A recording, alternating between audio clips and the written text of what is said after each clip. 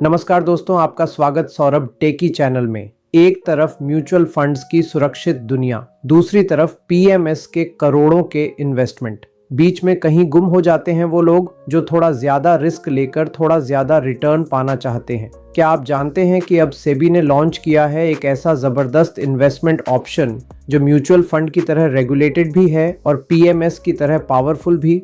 आपको मिल रहा है सिर्फ 10 लाख रुपए में एडवांस्ड लॉन्ग शॉर्ट स्ट्रैटेजी तक की एंट्री। आज की इस वीडियो में हम डिस्कस करेंगे इस साल के सबसे हॉट इन्वेस्टमेंट ट्रेंड एसआईएफ यानी स्पेशलाइज्ड इन्वेस्टमेंट फंड के बारे में। दोस्तों, भारत का इन्वेस्टमेंट लैंडस्केप लंबे समय से दो मुख्य प्रोडक्ट्स के इर्द गिर्द घूम रहा था। एक तरफ थे म्यूचुअल फंड्स, जहां आप सिर्फ 100 रुपए से शुरुआत कर सकते हैं, पूरी तरह सीबी रेगुलेटेड है और छोटे निवेशकों के लिए परफेक्ट है, लेकिन इनकी स्ट्रैटेजीज लिमिटेड और प्री डिफाइंड होती हैं।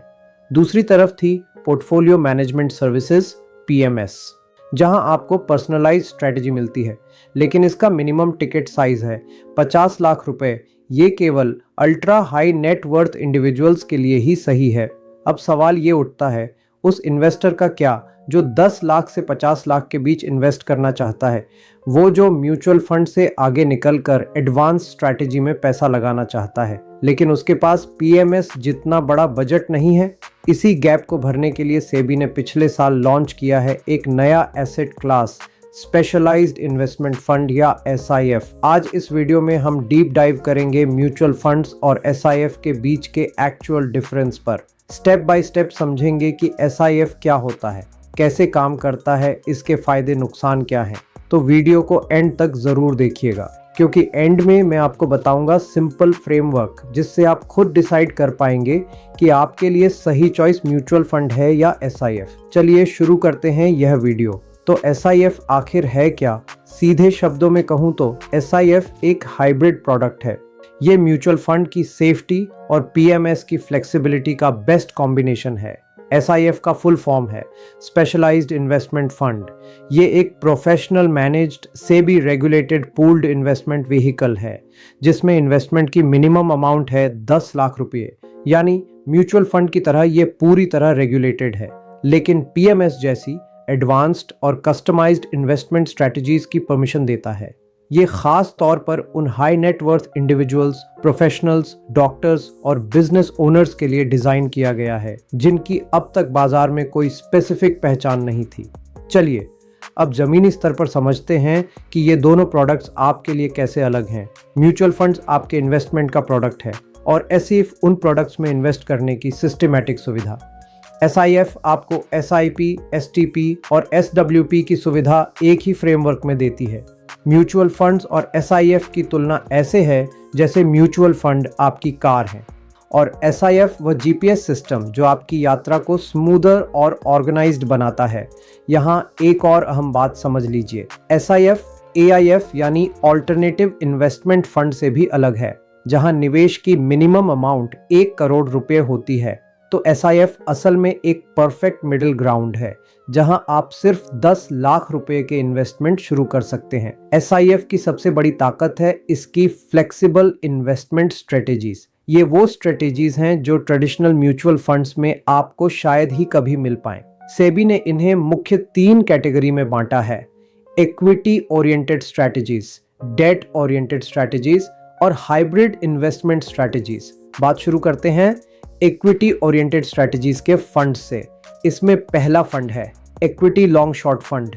यह फंड 80% तक इक्विटी में निवेश करता है और डेरिवेटिव्स के जरिए 25% तक शॉर्ट पोजीशन ले सकता है। मतलब मार्केट ऊपर जाए या नीचे, दोनों हालात में मुनाफा कमाने की कोशिश। दूसरा फंड है x top 100 long short fund.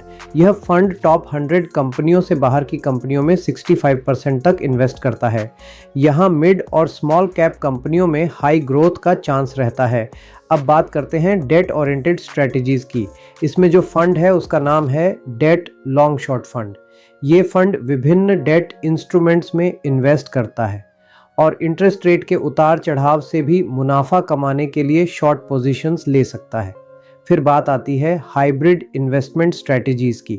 इसमें जो फंड है उसका नाम है एक्टिव एसेट एलोकेटर फंड। ये फंड डायनामिक तरीके से इक्विटी, डेट, कमोडिटीज जैसे मल्टीपल एसेट क्लासेस के बीच पैसा घुमाता है मार्केट कंडीशन के हिसाब से।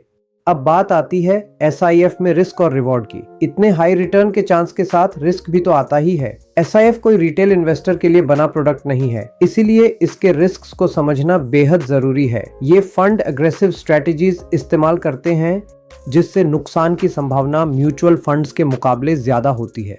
म्यूचुअल फंड्स की तरह आप रोज अपना पैसा नहीं निकाल सकते। इनमें रिडेम्पशन की स्पेसिफिक विंडोज होती है, जैसे हफ्ते में, महीने में या कभी कभी उससे भी लंबे अंतराल में पैसा लॉक इन रह सकता है। SIF में कंसंट्रेशन रिस्क रहता है, यानी ये फंड किसी स्पेसिफिक सेक्टर या स्ट्रेटेजी पर फोकस कर सकते हैं। अगर उस सेक्टर में मंदी आ गई तो पोर्टफोलियो पर बुरा असर पड़ सकता है। SIF में मार्केट रिस्क भी रहता है, यानी बाजार का उतार चढ़ाव खास तौर पर डेरिवेटिव्स ट्रेडिंग में सिग्निफिकेंट लॉसेस का कारण बन सकता है, और शॉर्ट पोजीशन अगर गलत साबित हुई तो लॉस अनलिमिटेड भी हो सकता है। तो सबसे बड़ा सवाल, क्या ये प्रोडक्ट SIF आपके लिए है? इसका जवाब खुद से ये 3 सवाल पूछकर पता लगाइए। क्या आपकी रिस्क एपिटाइट हाई है? क्या आप मार्केट वॉलेटिलिटी को झेल सकते हैं? अगर आपका जवाब हाँ है तो पहला क्राइटेरिया पूरा हुआ। क्या आप 10 लाख रुपए का इन्वेस्टमेंट लॉन्ग टर्म के लिए लॉक कर सकते हैं? क्या आपको अगले 3 से 5 साल में इस पैसे की जरूरत नहीं है? अगर हाँ तो दूसरा क्राइटेरिया पूरा हुआ। क्या आप म्यूचुअल फंड्स की साधारण दुनिया से आगे निकलकर एडवांस्ड स्ट्रेटजीज में निवेश करना चाहते हैं? अगर हाँ तो तीसरा और अंतिम क्राइटेरिया भी पूरा हुआ। अगर इन तीनों सवालों का जवाब आपका हाँ है तो SIF आपके पोर्टफोलियो का एक बेहतरीन हिस्सा बन सकता है। अब बात आती है SIF में निवेश कैसे करें। अगर आपने तय कर लिया है कि SIF आपके लिए ही है तो चलिए जानते हैं इन्वेस्टमेंट प्रोसेस के प्रैक्टिकल स्टेप्स। सबसे पहले रिसर्च एंड ड्यू डिलिजेंस करिए, यानी सबसे पहले उन एसेट मैनेजमेंट कंपनीज AMCs की लिस्ट बनाएं जिन्होंने SIF लॉन्च किए हैं। Quant mutual fund, DSP mutual fund, ITI asset management, Mirae Asset जैसी कंपनियां इस रेस में शामिल हैं। उनकी स्ट्रैटेजी, पास्ट परफॉर्मेंस अगर उपलब्ध हो और फंड मैनेजर का एक्सपीरियंस ज़रूर चेक करें। फिर कंसल्ट अ फाइनेंशियल एडवाइज़र यानी SIF एक कॉम्प्लेक्स प्रोडक्ट है। इसमें निवेश से पहले किसी सर्टिफाइड फाइनेंशियल एडवाइज़र या डिस्ट्रीब्यूटर से सलाह ज़रूर लें जो इस प्रोडक्ट को अच्छे से समझता हो। फिर कंप्लीट योर KYC, यानी म्यूचुअल फंड्स की तरह ही आपका KYC कंप्लीट होना ज़रूरी है। जिस AMC से SIF लेना चाहते हैं उनकी वेबसाइट पे SIF के लिए रजिस्ट्रेशन करें और KYC करें। उसके बाद मेक द इन्वेस्टमेंट, यानी मिनिमम 10 लाख की अमाउंट को SIF में इन्वेस्ट करें। याद रहे ये अमाउंट एक AMC के सभी SIF स्ट्रेटजीज में आपके टोटल इन्वेस्टमेंट के हिसाब से 10 लाख होनी चाहिए। लास्ट में मॉनिटर रेगुलरली।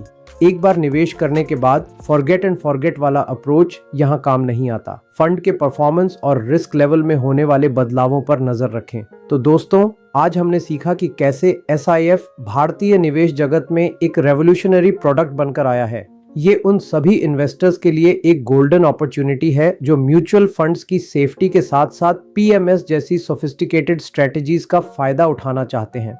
लेकिन हाई रिटर्न्स की उम्मीद हमेशा हाई रिस्क के साथ आती है, इसलिए पूरी रिसर्च और सलाह के बाद ही इसमें कदम रखें। SIF में निवेश की ड्यूरेशन पर विचार करें।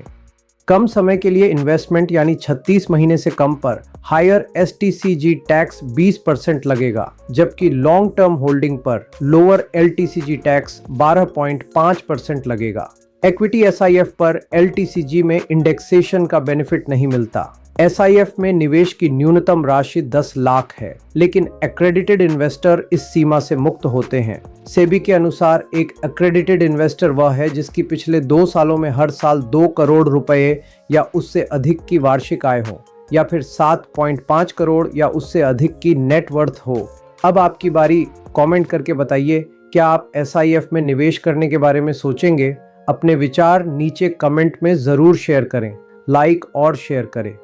अगर आपको यह वीडियो पसंद आया तो इसे लाइक करें और उन दोस्तों के साथ शेयर करें जो स्टॉक मार्केट और इन्वेस्टमेंट में इंटरेस्टेड हैं। अब सब्सक्राइब बटन दबाएं।